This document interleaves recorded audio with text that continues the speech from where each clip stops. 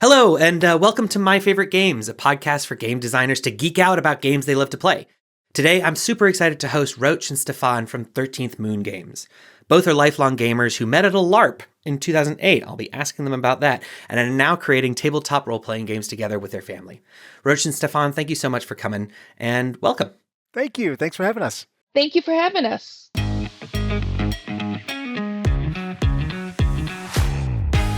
I have to start off with, you met at a LARP. Talk to me about that.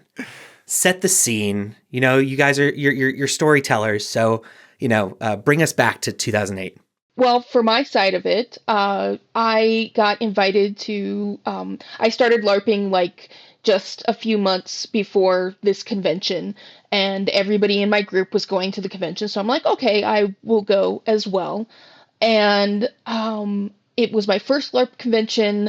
I'm meeting all these people, and there's all this stuff going on around in games and people in costuming, which I love. That's what drew me to LARP, was costuming. And there's this guy, this big bald-headed guy in combat boots, just stomping around, and I was like, "Oh, he's cute." But then later at an afters, he comes over and sits down, and we start chatting, and then that was the first night of the convention. And after that, we had a little bit of interaction where during various games, our characters would interact and stuff. And the convention comes to an end, and he slips me his email address, and I'm like, oh, okay. And we just started chatting, and very shortly after that, we got together. He moved to Chicago, where I was, and we've been together ever since. So the game that you brought with you today is called Changeling the Lost. And you kind of hinted at it a little bit earlier when you were talking about your LARP. Obviously, there's some sentimental value there, but just talk to me a bit about it. Like, first off, can you brief description? Like, what's the storyline, and how does it work? Well, it's essentially you are this creature born of two worlds. Like you are a changeling, they call it. You're not a true fae, but you're not just a mundane person. Not and it's what really drew me to it was this beautiful tragedy of being in both worlds, but not a full part of either one, because you can't ignore all of these weird, magical, mystical things that are happening around you. And like, you can't ignore seeing goblins, you can't ignore hedge gates, the things that lead into, the hedge, which is a whole different place, but dangerous.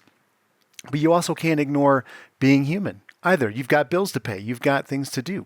The world goes on. And so you're in this beautiful place that not part of both worlds, but yet, or you're part of both worlds, but not fully committed to either one. And there are people from both worlds that don't want you around and don't want you to be there. So like, true fae don't like changelings, or they try to get changelings as slaves or whatever. And then you have people in the real world who don't like any supernatural creature, but understand that changelings are weird, and so they want to eradicate them because they want their world to be normal and mundane. So you're not, and then of course there's you, and there's other group of changelings, and it also, one of the things is it builds this like the sense of community, like you're safe with more people, more changelings around, but just by the very nature of being a changeling, it leads to a sense of loneliness and being alone. So yeah, I mean, it was that beautiful tragedy that really led me to Changeling, and I really started getting invested in it probably right after I NPC'd it in Bettendorf, Iowa. So you discovered it actually through this Mm-hmm. LARP, like the LARP version of it. Yeah, and then exactly. and that actually got you into it. Yes, exactly. So narratively, I think it sounds like it's beautifully balanced. You're talking about these two different worlds that you're stuck between, and but from a mechanics perspective, when you're thinking about it from a design perspective, I know that it uses the storytelling system from White Wolf. What's special about that? Like, why is that, or why does that work or not work? And for me, addressing the LARP versus tabletop issues, it's a lot of click-clacky dice if you're sitting around a table. I prefer the LARP, and there was a adaptation using a deck of cards, which is really, really cool because it made things move really smoothly, where you had a pool and then you drew your card, and then if it was a number and you got a certain number, then you succeeded. If you didn't, then you failed. It was really cool. And it helped things go smoothly. And that's what I liked about it mechanically, but also the storytelling system as far as Changeling in itself is concerned, whereas not just the White Wolf version, but just Changeling specific. There were aspects of it that were like dream combat, which is Changelings were all about being able to manifest in their dreams and actually do things like dream travel. They could enter the dreams of a sleeping person by, connecting with their face self, and they could go next to a sleeping person, enter their dreams, and then through that person travel somewhere else and appear physically somewhere else, which is really cool.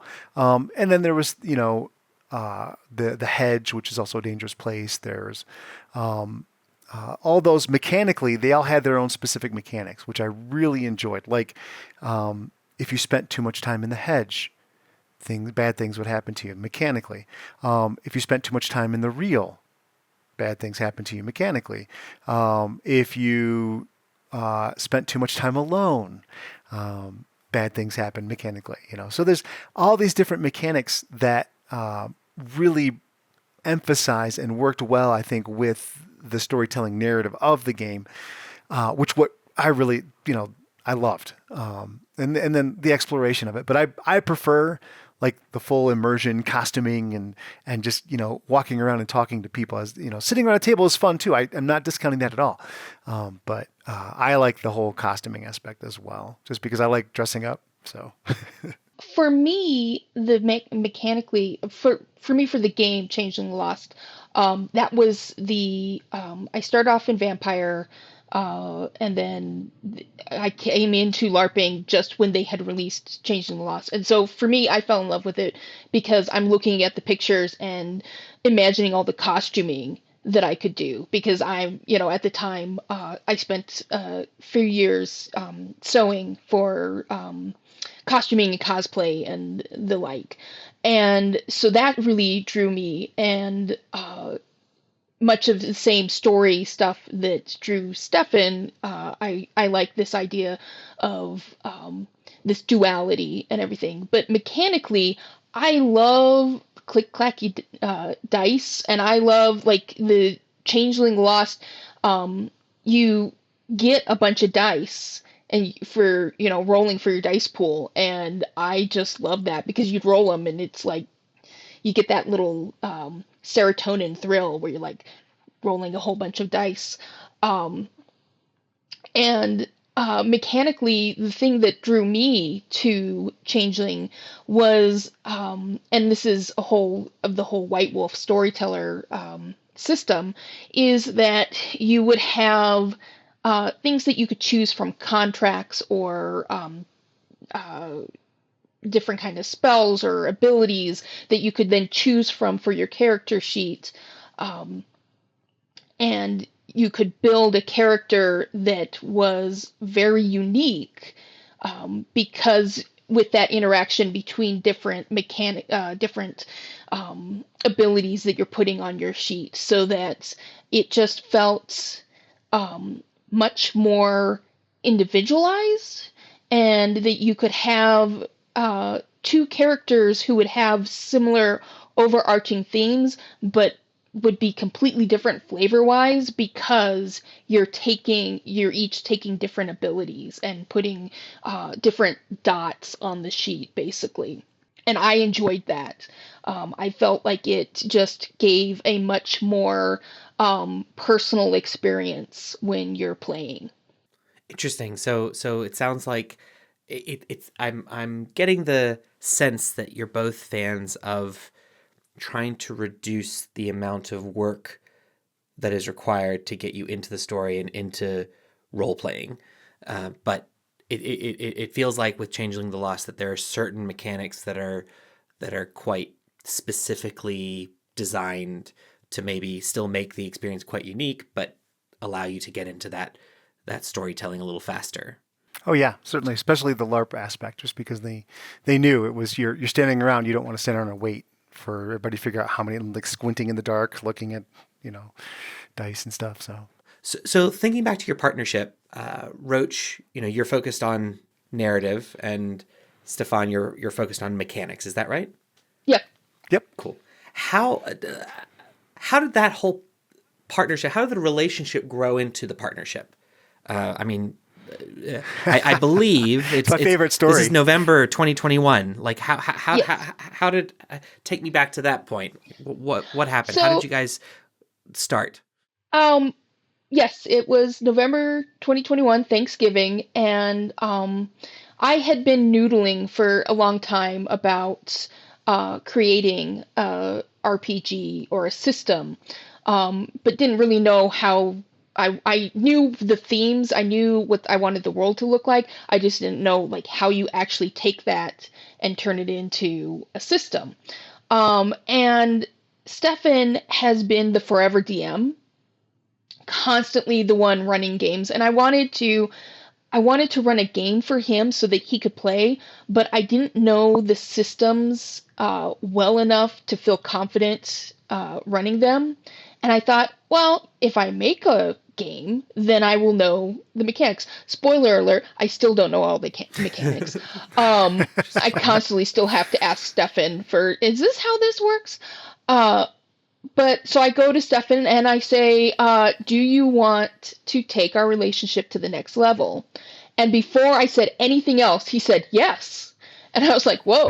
And I'm like, well, would you like to create a RPG with me? And he was even more enthusiastic and said yes.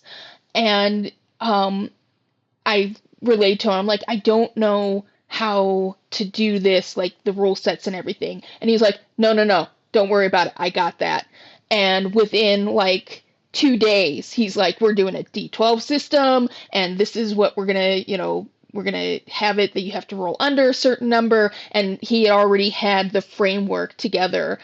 And from there, we just started writing and play testing just amongst ourselves. I ran a first session with a character he had made up, and we had no idea what we were doing. And things would come up, and we'd do the whole, well, I don't know, and we stop and talk it out how stuff should work.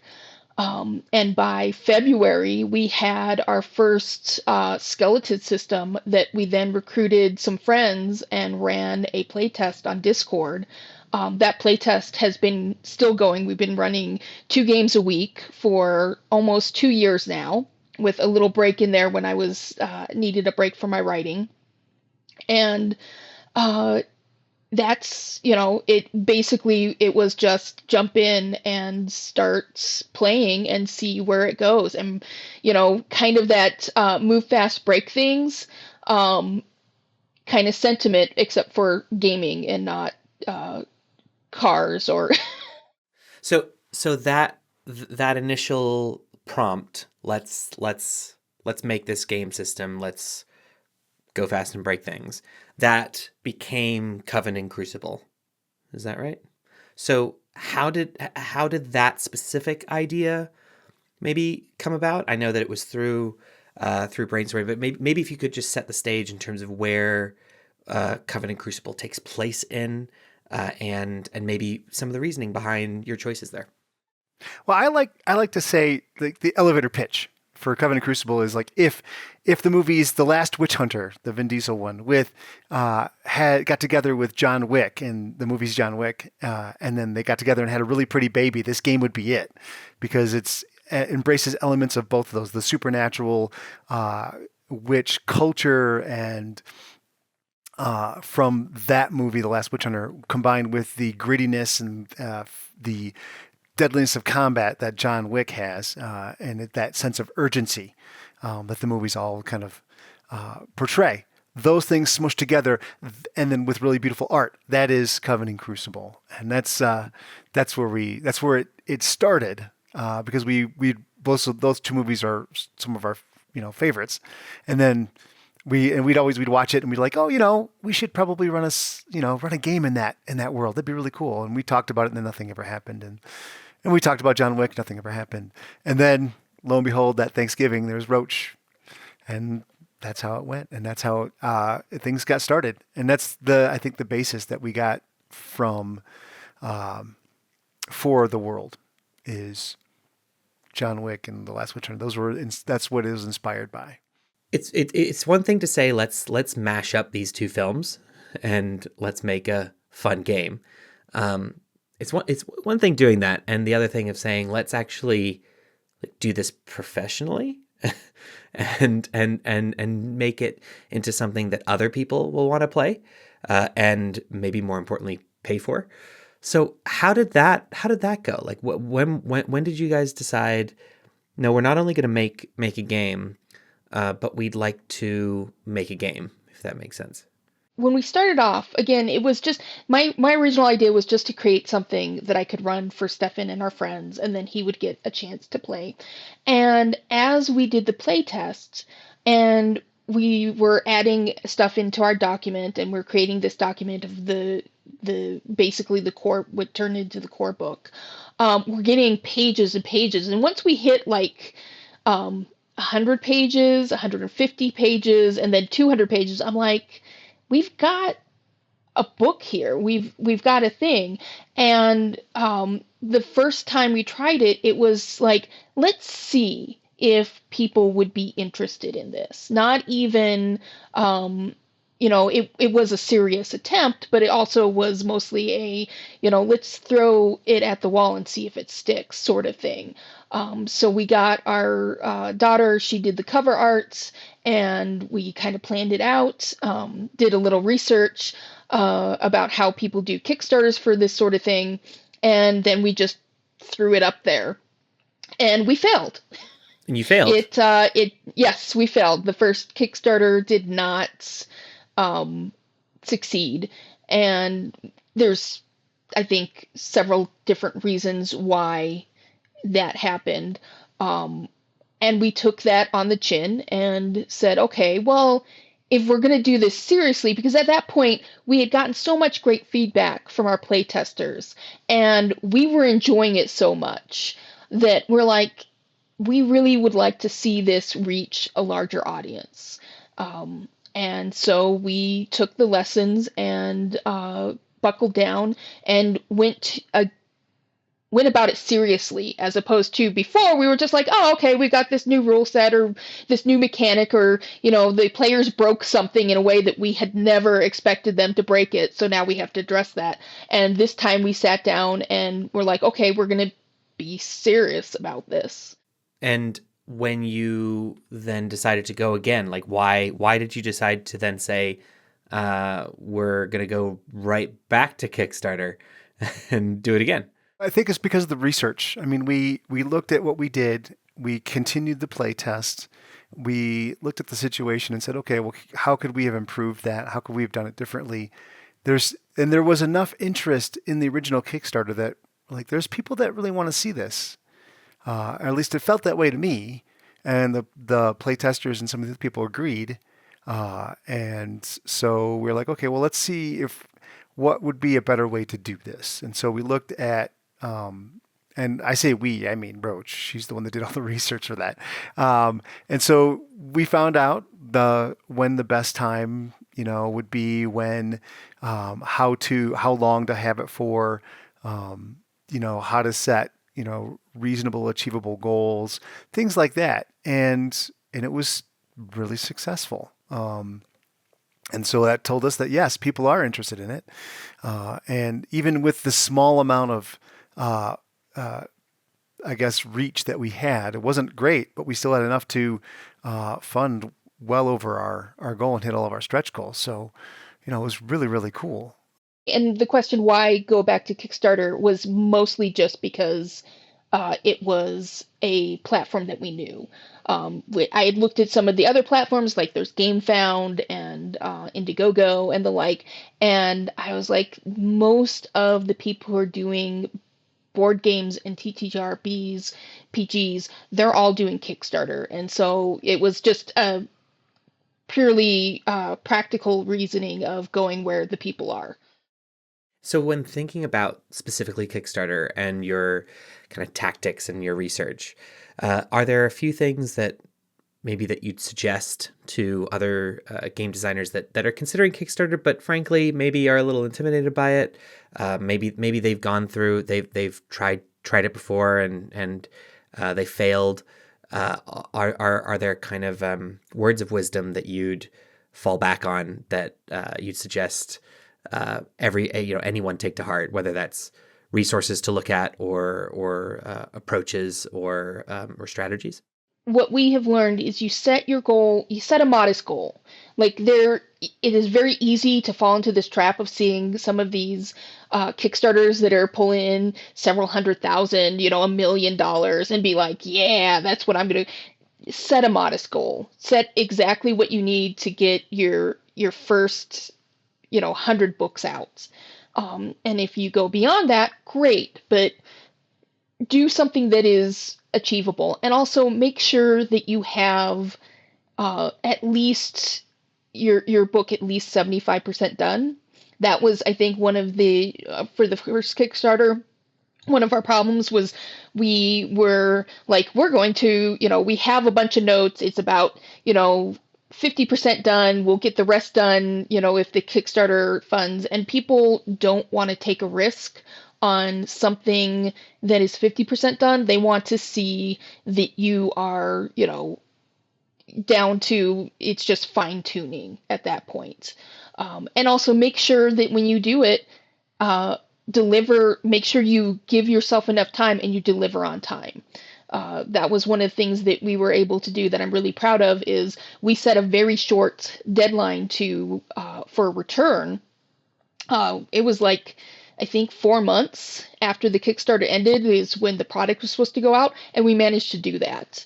But again, it was because the book was 95% done, and all it was finishing up artwork and doing some of the customization stuff that needed to be done. So I think if you keep that in mind, then you're much more likely to have success than have a failed Kickstarter.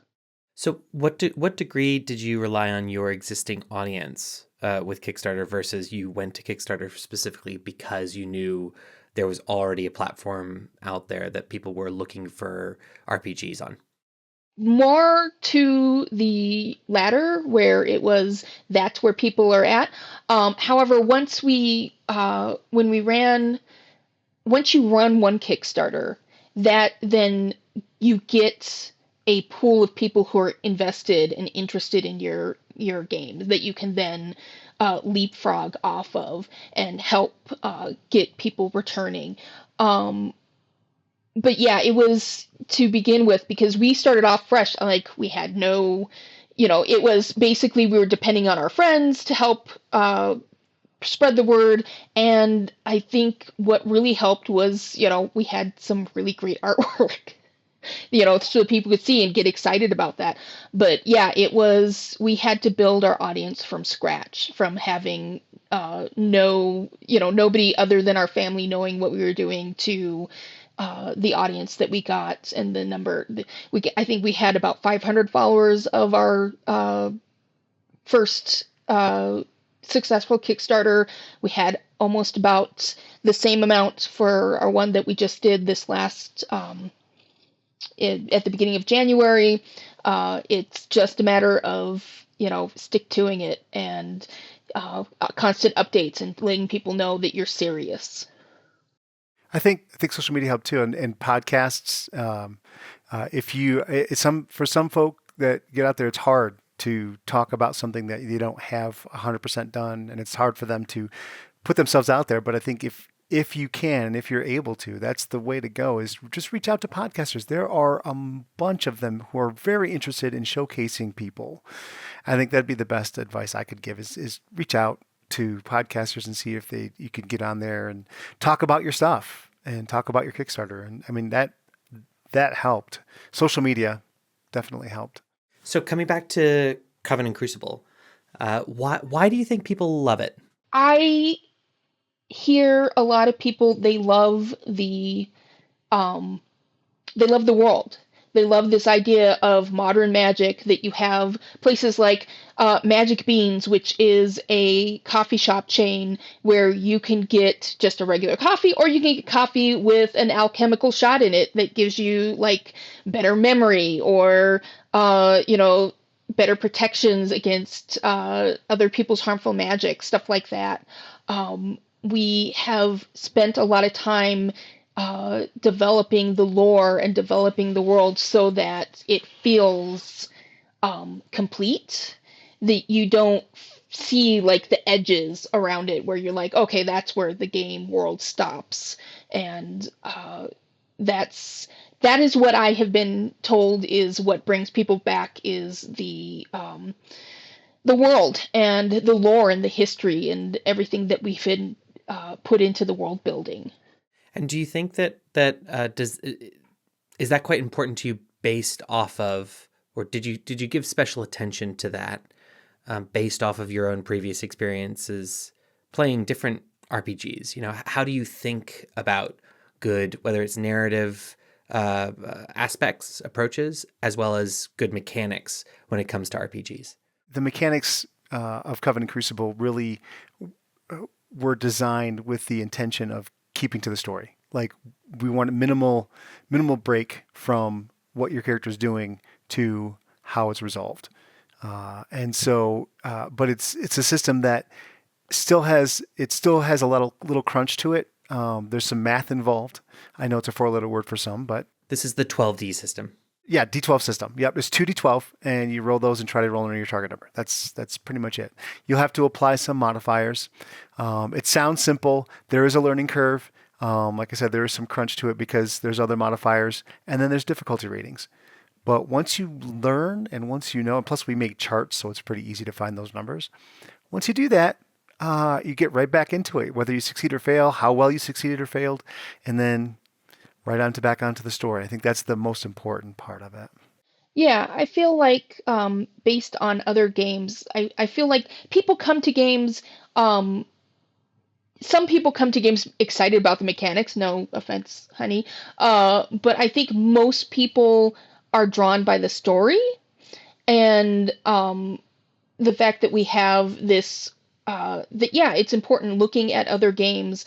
What is it that draws people to it? What is it that makes people excited and wants to play? I mean, look at if you look at D&D, for example, how many different homebrew and 5e expansions have people written, and what they're focusing on is not on new mechanics. They're focusing on different worlds and creatures and lore and all of that comes into it. So I think that, it's important as having been players to provide a setting that is inviting and that they can get absorbed into, and having those mechanics, like Stefan said, allow them to keep the game going and not have everybody have to stop and be like, okay, now we got to dig out the dice and what kind of dice do I need, and now I got to roll it and let me look up on the chart and all of that. That, we've always been very much the idea that the story is king, and mechanics are there to support the story. Oftentimes I will come up with an idea and I'll have to turn to Stefan and be like, okay, so I have this idea. Does it work mechanically? And if not, how can we make it work? Just because, again, while story is king, it wouldn't go anywhere if it didn't have the underlying mechanics to kind of support that. Aside, obviously, from the CNC games that you guys play every, twice a week, and aside from Changeling the Lost, have you played other RPGs or any other games recently that have been maybe particularly of interest or have been innovative or impacted your kind of game design way of thinking particularly? Oh, I haven't played, but I have a really good relationship with the local game store here, and I used to run a table for beginners there every Saturday for about a year. But they started running, I think it was Star Trek, and their system is very supportive of the story as well. I'm not intimately familiar with it, but the fact that when they were talking about it, trying to get other people to come and play in the game, I was drawn to the fact that there's the storyteller or the GM doesn't really. You're not sitting there and pushing them toward a thing. They are a crew and they're doing their own thing, and you're there to kind of guide them and help support whatever they decide to do. Whether this episode is an away mission or whether this episode is dealing with some kind of tragedy on the ship or something. That really spoke to me in how I like to see games designed and run. I harken back to the old days of GURPS and things where there was books and books and charts, or Rollmaster, where there's tables and tables and tables, and you just have all these dice and you're rolling, or Shadowrun, like you had big handfuls of 6-sided dice, which was fun to roll, but then you had to count them all, and it just took away from the sense of the story, I think. So that's what was really important, is supported the story. It's quite funny that the person in charge of narrative really loves throwing dice and and the clackety clack, and the person in charge of mechanics wants to get mechanics out of the way so that you can get back to the story, and I find that really really fun and really interesting. I think that's why we work so well together. I mean, really, is we mesh really well together, and we know. Joking aside, though, like there's aspects where something will happen, we'll have to make a new rule for something because something gets broken, and then I immediately come up with traits to kind of help circumvent that rule. so we make a new rule. Something broke. We make a rule to fix it. How do I stay within the rule set, but yet I can still circumvent this rule? You're your own worst enemy. I am. Yeah. It's awesome. No, there has been frustration that I have expressed on my part where we immediately basically patch something, and he's like, all right, now how can I still do that thing but stay within the rules? And there have been times where I'm like, but it's the rules. You can't break the rules. And he's like, yes, I can. I'm the mechanics guy. I wrote this game. I'm master of the universe. Yeah, right. Yeah, exactly. Well, Roach and Stefan, thank you so much for taking some time to share about your experiences and your knowledge, and to geek out about Changeling the Lost with me today.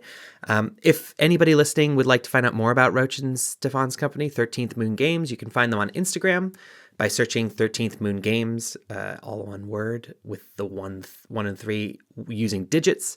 Their TTRPG, Covenant and Crucible, is based on the D12 system, which emphasizes role-playing over dice rolling, and can be ordered through their website at 13thmoongames.com or via DriveThruRPG. Roach and Stefan, thank you again for joining us. It's been great to chat with you. Thank you so much. Thank you so much for having us. This has been awesome.